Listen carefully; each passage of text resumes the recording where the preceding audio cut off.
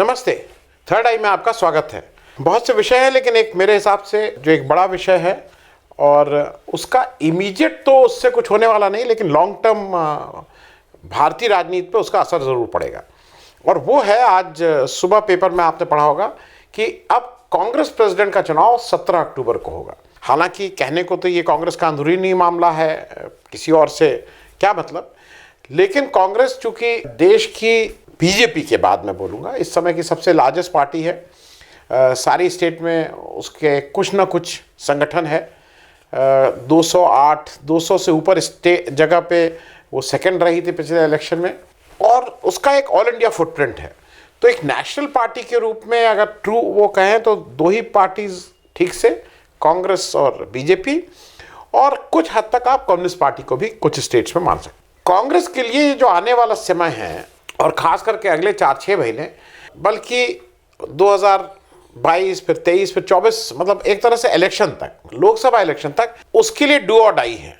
कांग्रेस या तो ज़्यादा मजबूत होकर उभरेगी या कांग्रेस का कोई बहुत मतलब नहीं रह जाएगा। वो मैं इसलिए कह रहा हूं कि 3-4 ऐसी इंपॉर्टेंट चीज़ें होने जा रही हैं जिससे आने वाले समय में कांग्रेस का क्या भविष्य होगा ये डिसाइड होगा। सबसे पहली बात, प्रेसिडेंट का चुनाव। प्रेसिडेंट का चुनाव मैं इसलिए बोल रहा हूं कि ये भी डिसाइड होने की बात है, जैसी संभावना है कि कोई नॉन गांधी इसका प्रेसिडेंट बनने की बात हो रही है। प्रेसिडेंट का चुनाव होने जा रहा है, हो सकता है एक से ज़्यादा लोग लड़ें, उस पर मैं अभी चर्चा करके आपसे उस पर भी बात करेंगे। तो कांग्रेस प्रेसिडेंट का चुनाव, क्योंकि जो कांग्रेस प्रेसिडेंट बनता है उसके बाद वो पार्टी को किस दिशा में ले जाता है। लोग लाख गुलाम नबी आज़ाद कहते रहे वो पपेट प्रेसिडेंट होगा, वो फलाना होगा, लेकिन प्राइम मिनिस्टर और प्रेसिडेंट दो अलग अलग चीज़ें होती हैं। देखिए, प्राइम मिनिस्टर में क्या होता है कि एक पूरा एग्जीक्यूटिव होती है जो देश चला रही होती है, एक अमला होता है, सरकारी अमला जो देश चल रहा होता है। तो ऊपर जब मनमोहन सिंह साहब भी बैठे थे तो एक देश चलाने वाले लोग तो थे ना, लेकिन पार्टी में क्या होता है कि अगर पार्टी में जो प्रेसिडेंट है कोई तो नीचे अमला तो नहीं जो पार्टी चला रहा है। तो ये बहुत कुछ उस पार्टी के प्रेसिडेंट के ऊपर डिपेंड करता है कि वो पार्टी को कैसे चलाए। अगर वो नहीं चलाएगा तो पार्टी अपने आप नहीं चलती है। तो ये फर्क है पार्टी प्रेसिडेंट का। दूसरा जो इंपॉर्टेंट कांग्रेस के लिए है, उस पर भी मैं डिटेल में आपसे बात करूंगा, वो है जो अभी कांग्रेस अपनी एक भारत जोड़ो यात्रा कर रही है। हालांकि कांग्रेस का कहना है कि सब पार्टीज को उसने इन्वाइट किया, उसने कहा है ये कोई पार्टी का वो नहीं है, तिरंगे के अंदर उसको इस यात्रा को करेंगे, लेकिन वो भी एक इम्पॉर्टेंट है। अगले 5 महीने से 7 सितंबर को शुरू होकर 5 महीने तक यात्रा चलेगी। तो ये भी बहुत क्रूशियल है कांग्रेस के कई कारणों से, उस पर भी डिस्कस करेंगे। और तीसरा मुझे जो लगता है कि एक जो और बहुत अहम कारण है, इस साल गुजरात और हिमाचल प्रदेश का चुनाव। हिमाचल प्रदेश में जो पिछले 30 साल का सिलसिला है कि एक बार कांग्रेस, एक बार बीजेपी, एक बार कांग्रेस, एक बार बीजेपी, तो अभी बीजेपी की सरकार है, इस बार टर्न कांग्रेस का है, तो देखने वाली बात होगी।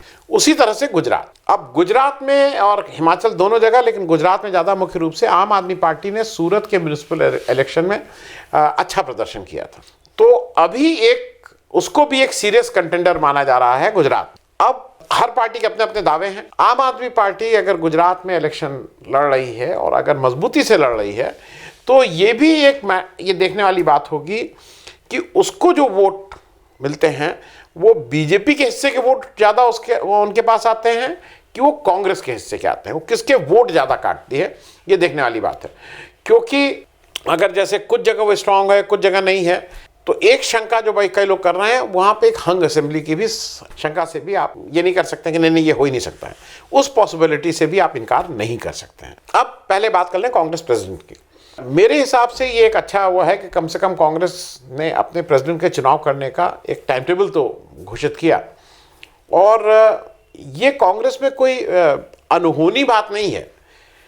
इवन प्रेसिडेंट जिनके ऊपर ये लगता है परिवार की पार्टी है, परिवारवाद है, इत्यादि इत्यादि, 2001 में जब सोनिया गांधी जी जितेंद्र प्रसाद जी को, जो जितेंद्र प्रसाद जी के पिताजी हैं थे, मतलब अब तो नहीं रहे, उनको हरा के कांग्रेस प्रेसिडेंट बनी थी। कांग्रेस में इलेक्शन हुआ था, वोट जितेंद्र प्रसाद जी को बहुत कम मिले थे, सोनिया गांधी जी बहुत कंफर्टेबली बहुत बड़ी मेजॉरिटी से जीती थी। उसके पहले भी एक बार का इलेक्शन हुआ था कांग्रेस में, मतलब इधर के दिनों की मैं बात कर रहा हूँ, 90 के बाद की, जब सीताराम केसरी जी ने शरद पवार और राजेश पायलट जी, जो ये 3 लोग कैंडिडेट थे, उसमें सीताराम केसरी जी ने जब इन दोनों लोगों को हराया था। तो कांग्रेस में एक तरह से इलेक्शन कोई अनहोनी बात नहीं है। कांग्रेस प्रेसिडेंट का इलेक्शन हो रहा है, ये मेरे हिसाब से ये एक स्वस्थ परंपरा है। अब ये जरा मुझे बताइए, क्या किसी और राष्ट्रीय पार्टी में ये संभव है? कम्युनिस्ट पार्टी का मैं इसलिए कहता हूँ, उनका उनका वो एक दूसरे ढंग का विधान है, पॉलिट ब्यूरो होता है, उसमें कैसे कैसे। लेकिन जो आज बीजेपी अपने को दुनिया की सबसे बड़ी पार्टी बोलती है, क्या बीजेपी में आप कभी सोच सकते हैं कि वहाँ बीजेपी अध्यक्ष का चुनाव हो? भाई वहाँ तो जो तय कर देते हैं कुछ लोग, एक या दो लोग, नागपुर से तय हो जाता है कि इसको प्रेसिडेंट, वो प्रेसिडेंट। तो वहाँ पे चुनाव का कोई इस तरह से नहीं है। कहने को भले ही अपने को डेमोक्रेटिकली इलेक्टेड, लोकतांत्रिक रूप से अपनी पार्टी चलाने का दावा करते रहें, लेकिन ऑन ग्राउंड लोकतांत्रिक प्रक्रिया तो भाई चुनाव की ही होती है। अब एक चीज़ और है कि कांग्रेस के अंदरूनी झगड़े बहुत ज़्यादा इस समय हैं। गुलाम नबी आज़ाद साहब छोड़े हैं और लोग भी कुछ छोड़ने की बात चल रही है।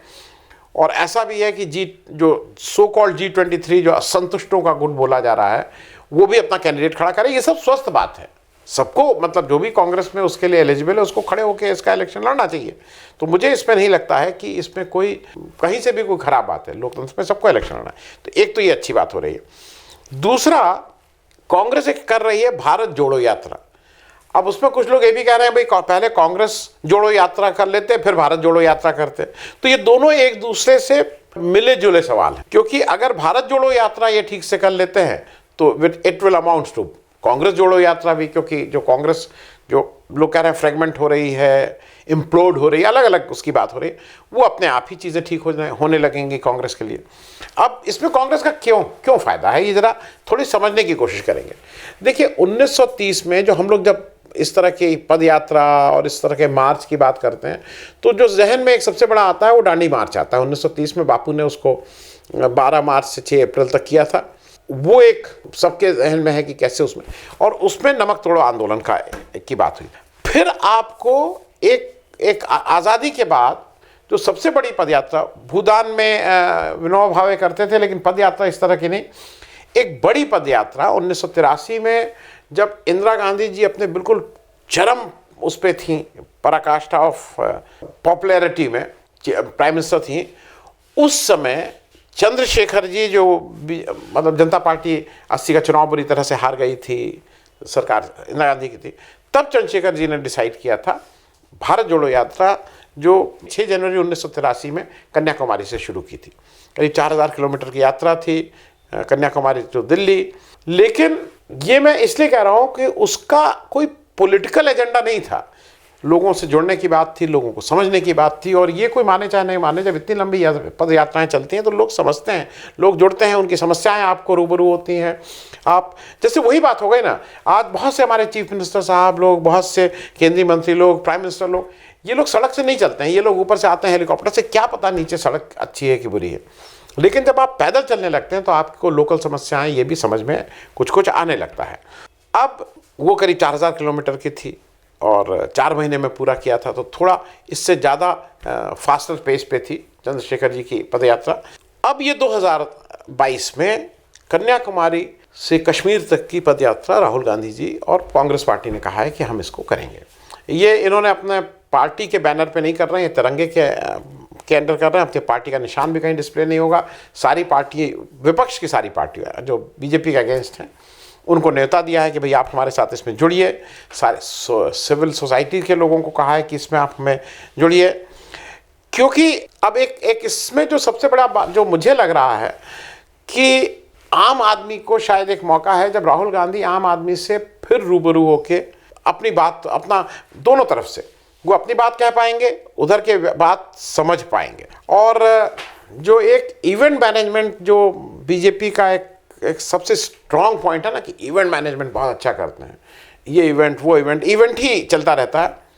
लेकिन मुझे ये लगता है कि भारत जोड़ो यात्रा जो है, ये अगर सक्सेसफुली कंप्लीट हो जाती है तो उन सारे इवेंट को, जितने भी इवेंट अभी तक होते हैं पॉलिटिकल इवेंट्स, उनके ऊपर ये भारी पड़ेगी। मतलब होता नहीं वो 100 सुनार की 1 लोहार की, कुछ उस तरह की बात मुझे इसमें कहीं ना कहीं लग रहा है कि वो भी एक उस संभावना से इनकार नहीं किया जा सकता है। लेकिन वो बड़ा इफ है। पूरे 5 महीने तक चले, पूरे समय राहुल गांधी जी भी चलते रहे, लोगों का उसमें मुझे नहीं कोई दिक्कत होती है कि लोग आएंगे कि नहीं आएंगे, लोग आकर्षित होंगे। लोग आज कोई किसी के लिए नहीं बोल रहा। आप कहीं आप ऐसे ही चौराहे पे चले जाइए, महंगाई की बात करने लगे, 10 लोग ऐसे ही जुड़ जाएंगे आपके पास। तो ये तो अगर आपकी समस्याओं को सुनने के लिए कोई यात्रा राहुल गांधी कर रहे हैं तो उसकी सफलता में मुझे कोई दिक्कत नहीं है, प्रोवाइडेड वो पूरा इस 5 महीने तक चलते रहे। अब आखिरी बात और अंतिम बात, मैं जो चुनाव की बात मैं कह रहा था, छत्तीसगढ़ और हिमाचल के साथ साथ एक दो ऐसी जगह की, और वो मैं इसलिए लास्ट में बोल रहा हूं कि कांग्रेस की जब मैं बात कर रहा हूं, क्योंकि कांग्रेस की यहीं से तय होगा कि कांग्रेस अब इस देश में कितनी रेलेवेंट रहेगी कि नहीं रहेगी, कितनी रेलेवेंट रहेगी। क्योंकि कांग्रेस के पास इस समय 2 प्रदेश ही ऐसे हैं जहां पे उसकी अपनी सरकार है, जहां उसकी बहुमत की सरकार है, कोई यूपीए की सरकार नहीं है, छत्तीसगढ़ और राजस्थान। दोनों के विधानसभा इलेक्शंस 2024 के लोकसभा इलेक्शन से पहले हैं। दोनों जगह कद्दावर लोग बैठे हुए हैं। एक जगह अशोक गहलोत साहब हैं और एक जगह बघेल साहब हैं। दोनों को ये माना जाता है कि दोनों का एडमिनिस्ट्रेशन अच्छा है, दोनों का लोगों से कनेक्ट ठीक है, जनता को समझते हैं, जनता बाय एंड लार्ज वहाँ की कोई ऐसी उनके अगेंस्ट नहीं है, कोई चार्ज नहीं है।